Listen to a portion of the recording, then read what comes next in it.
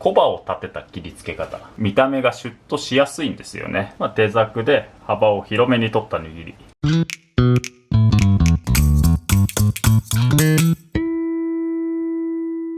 はい、寿司の握り方ということで、今回はマグロの柵を使って、お寿司の握り方紹介していきたいと思いますと。で、用意するものとしてね、酢飯と、あとこちらは手酢。手酢っていうのはね、水にちょっとお酢を加えたもの。お店によってはこれね、ガリ酢、ガリを漬け込んだお酢を使うところもありますと。で、これね、氷を入れているんですけど、これお寿司を握る前に手にね、手酢をちょっとなじませてから握るんですよ。これは乾いた手で触ると、ご飯が手にくっつきやすくなるから、なじませるんですけれど、よりね手が冷たい方が、このね酢飯が手にくっつきづらいということで、そんな理由でね、この氷を入れて冷やしていますと。たまにね、女性は手が温かいから寿司職人に向かないなんていう話があるんですけど、手が温かいとお寿司を握りづらいっていうのは、酢飯が手につきやすいっていう理由で、そんなことが言われるんですけど、で、手の温度に関して言うとね、女性の方が冷え性な場合が多いので、手の温度の統計を取ると全体にね女性の方が低い場合が多いっていう、女性が寿司職人に向かないっていうのは、あまりね正論ではないと。でね、寿司の握り方を紹介していくんですけれど、ちょっとね1回の動画だと長くなりすぎるので、まずね最初の動画で寿司ネタの切り付け、ネタの切り方ですね。次の動画で、お寿司の握り方と、3つ目の動画でお寿司の形について、紹介したいと思いますんで、よかったらね3本見てくださいと。はい、そうしたら、こちらね、マグロの赤身の柵を使って寿司の握り方紹介するんですけれど、赤身のこういった状態のものを柵っていう表現をするんですけど、ちょっとね言葉の意味について説明すると、魚をね3枚におろした状態で、お腹と背中がくっついている状態のものを、我々はね半身っていう表現をして、タイだとかヒラメだとかね、ああいった幅が広い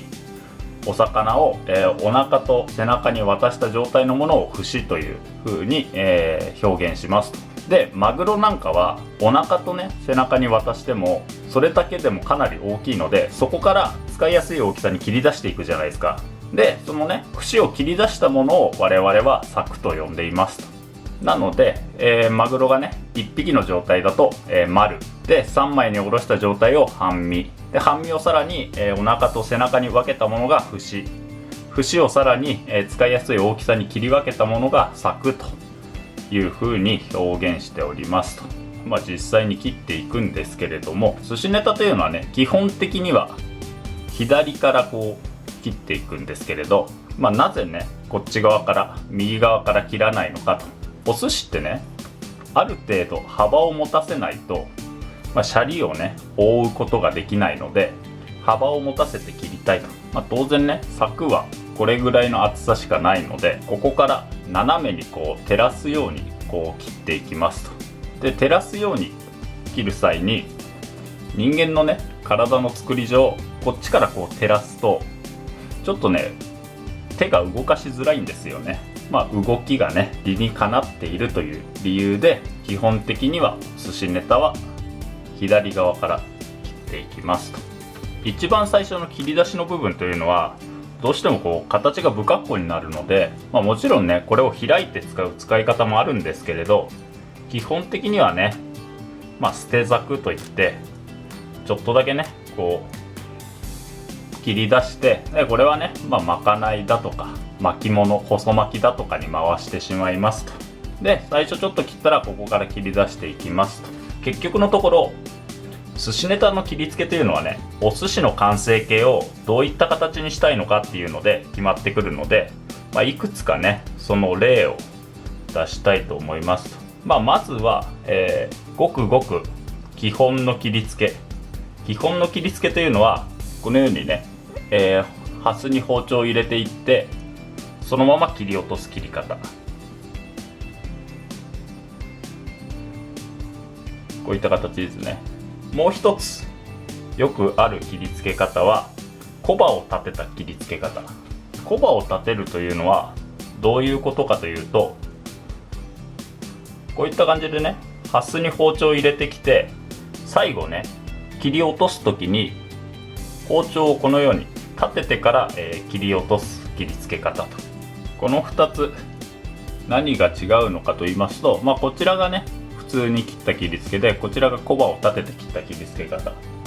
お寿司を握ると分かりやすいんですけれど、小刃を立てて切り付けた方はここね、このラインに山ができるんですよ。これをね実際に握るとどうなるかというと、こちらが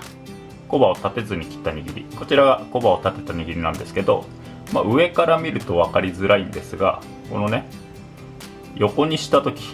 小刃を立てた握りの方が、お寿司にね若干張りが出るというか、ここに山がある分見た目がシュッとしやすいんですよね。実際にお客さんの目線から見るとこういった形ですね。こちらがこの小刃を立てた握りで、こちらが普通に握ったね握り。これはねどちらがいいだとかどちらが悪いではなく、もう完全にね好みの問題で、こちらはこちらで、このね小刃がある分、フォルムにねメリハリがあって、シュッとした印象を受けるような握りと、どういったお寿司を握りたいかによって、切り付けを変えてみてくださいと。じゃあ今度はね寿司ネタの長さと幅について、基本的には寿司ネタというのはね手ざくで切りなさいっていう教え方をされるんですよ。手ざくというのはこの指4本分の幅の、柵に取りなさいって言われるんですよ。だいたいねこの指4本分ぐらいの長さのネタが握りやすいし食べやすいという風に言われているので、柵がねちょうど手の幅なら、そのままね切り出しやすいですよと。これがね手ざくよりちょっと短かったら、指4本分の長さにするために包丁をねこう斜めに入れてってあげないといけないと。小刃を立てる立てない以外にもお寿司の見た目っていうのはね、切り方によって差が生まれるものでして、例えばね、今大げさに、こっちはね、手ざくぐらいで幅を広く持たせた、切り付け。じゃあ手ざくで幅をね短く切り付けた、切り付け。こっちは手ざくより短めにね取った切り付けと、こういったねだから、長さと幅によって、お寿司の見た目っていうのは、大きく変わって、まずね、これは、手ざくで幅を広めに取った握り、こちらが、幅を短めに取った握りで、こちらがね、柵を長さをね短めに取った握りと。例えばね、この2つ、幅をねどう取るかによって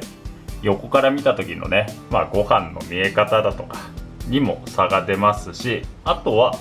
こうね上から見ると小刃の出る位置が変わってくるんですよ。当然ね幅を広く取った分こっちは、小刃が横に出ますし、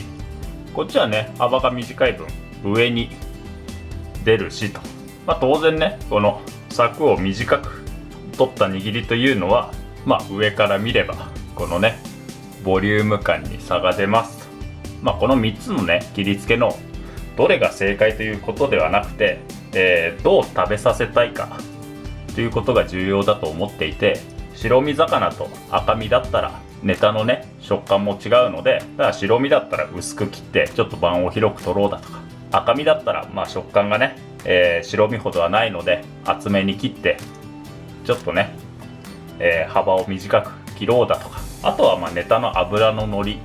赤身よりも大トロの方が脂が強いのでちょっとねネタを薄めに切ってみようだとか、だから使ってるシャリと扱う魚とのバランスを考えて寿司ネタというのはね、切りつけてあげるのがいいのではないかと、いろいろ試して、切りつけをしてみてくださいと。今日は以上でございますと。